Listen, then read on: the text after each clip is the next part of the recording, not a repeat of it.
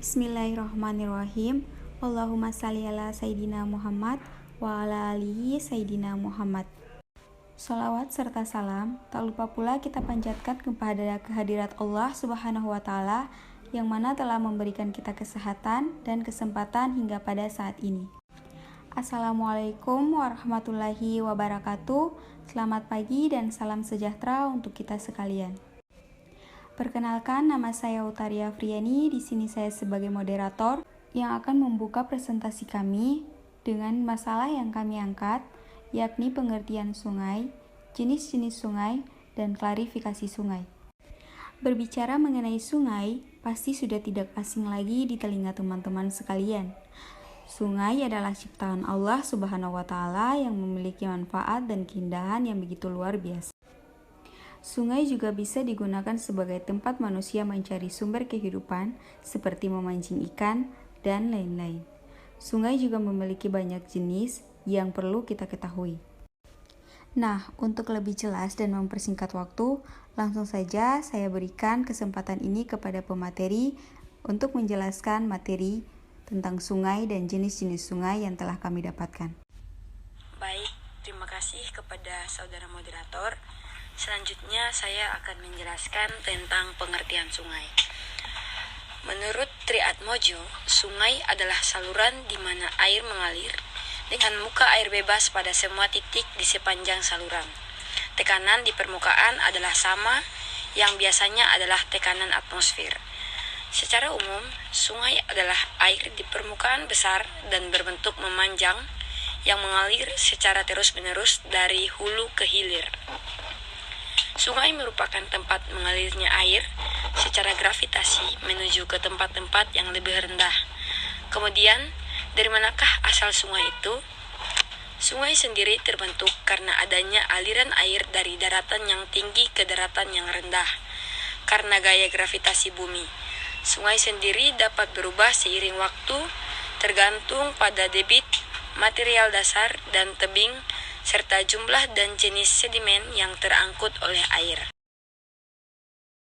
Baik, di sini saya akan melanjutkan pada slide keempat, di mana pada slide keempat ini membahas tentang jenis-jenis sungai berdasarkan sumber air.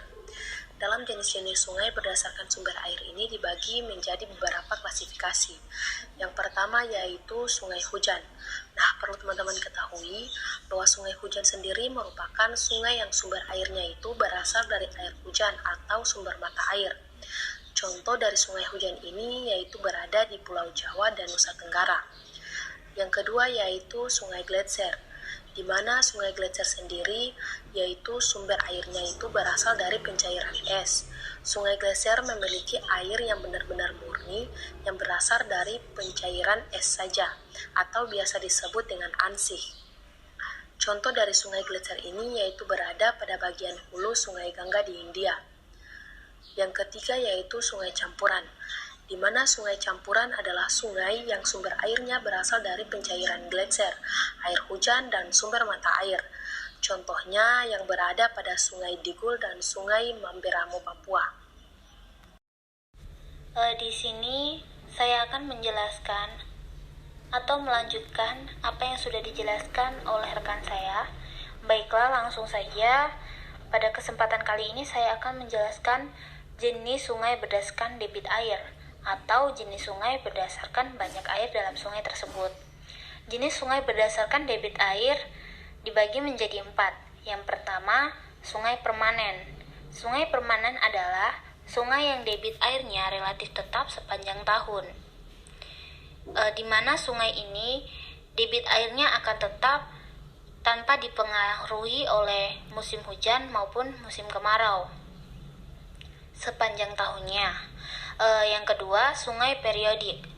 Sungai periodik adalah sungai yang memiliki aliran musiman.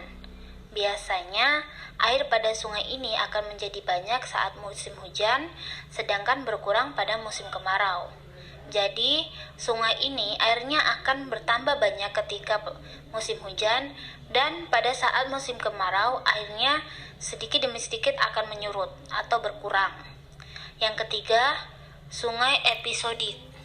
Sungai episodik adalah sungai yang pada saat musim kemarau airnya akan kering dan pada saat musim hujan airnya akan banyak.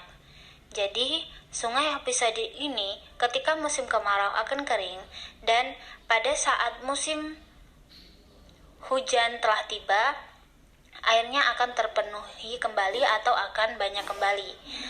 Yang keempat atau yang terakhir, Sungai Ebhemeral. Sungai ini adalah sungai yang airnya ada pada saat musim hujan saja, di mana ketika musim lainnya, seperti musim kemarau, maka air dalam sungai ini akan kering. Baik, itu saja yang dapat saya sampaikan. Kemudian selanjutnya akan dijelaskan atau dilanjutkan oleh rekan saya kepada saudari, dipersilahkan. Jenis sungai berdasarkan asal kejadian. Yang pertama, sungai konsekuen. Sungai konsekuen adalah jenis sungai yang aliran airnya mengikuti arah lereng awal. Yang kedua, sungai subsekuen. Sungai subsekuen atau strike valley adalah jenis sungai yang aliran airnya mengikuti strike batuan. Yang ketiga, sungai sesekuen. Sungai sesekuen adalah jenis sungai yang aliran airnya mengikuti arah kemiringan lapisan batuan dan bermuara di sungai subsekuen. Yang keempat, sungai insekuen. Sungai insekuen adalah jenis sungai yang airnya mengalir tanpa dikontrol oleh litologi maupun struktur geologi. Jenis sungai berdasarkan struktur geologi. Sungai anteseden.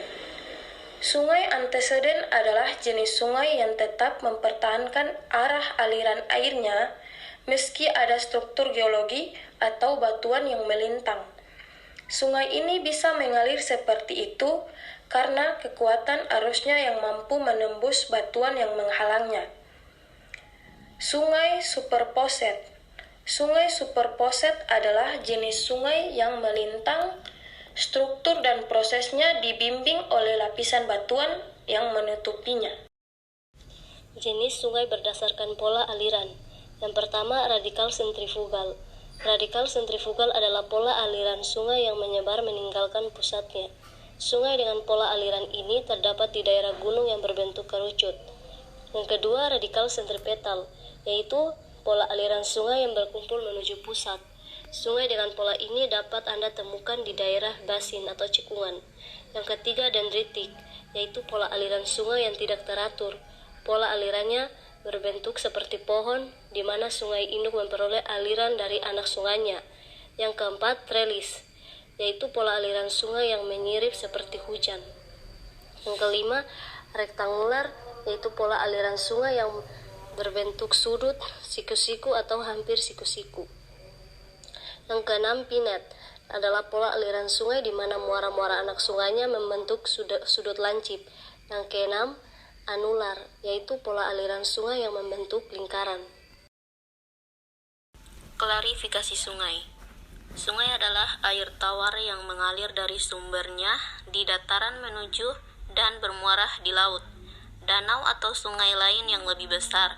Aliran sungai merupakan aliran yang bersumber dari 3 jenis limpasan, yaitu limpasan yang berasal dari air hujan, limpasan dari anak-anak sungai, dan limpasan dari tanah. Sungai merupakan salah satu bagian dari siklus hidrologi air. Dalam sungai umumnya terkumpul dari presipitasi seperti hujan, mata air, limpasan bawah tanah, dan di beberapa negara tertentu juga berasal dari lelehan es atau salju. Selain air, sungai juga mengalirkan sedimen dan polutan. Sungai terdiri dari beberapa bagian, bermula dari mata air yang mengalir ke anak sungai. Beberapa anak sungai akan bergabung untuk membentuk sungai utama. Aliran air biasanya berbatasan dengan saluran dasar dan tebing di sebelah kiri dan kanan. Pengunjung sungai di mana sungai bertemu laut dikenali dengan muara sungai. Baik, itu saja yang dapat saya sampaikan. Terima kasih. Baik, Dari presentasi tadi, dapat disimpulkan bahwa sungai adalah air tawar dari sumber alamiah yang mengalir dari tempat yang lebih tinggi ke tempat yang lebih rendah dan menuju atau bermuara ke laut, danau, atau sungai yang lebih besar. Secara alami, sungai mengalir sambil melakukan aktivitas yang satu dengan yang lain saling berhubungan. Sungai merupakan bagian dari permukaan bumi yang letaknya lebih rendah dari tanah yang ada di sekitarnya dan menjadi tempat untuk mengalirnya air tawar menuju laut, danau, rawa, atau sungai yang lain. Pada umumnya, setiap aliran sungai dibagi menjadi 3 bagian, yaitu bagian hulu, bagian tengah, dan bagian hilir. Tentu dengan beragam jenis sungai dan manfaat sungai ini perlu untuk kita tetap menjaga dan selalu melestarikan keindahan sungai dan sekitarnya, agar kita tidak tercemar dari dampak-dampak yang dapat merugikan kita. Terima kasih atas atensinya teman-teman sekalian. Dari saya mewakili kelompok kami, Assalamualaikum warahmatullahi wabarakatuh, selamat pagi dan salam sejahtera untuk kita sekalian.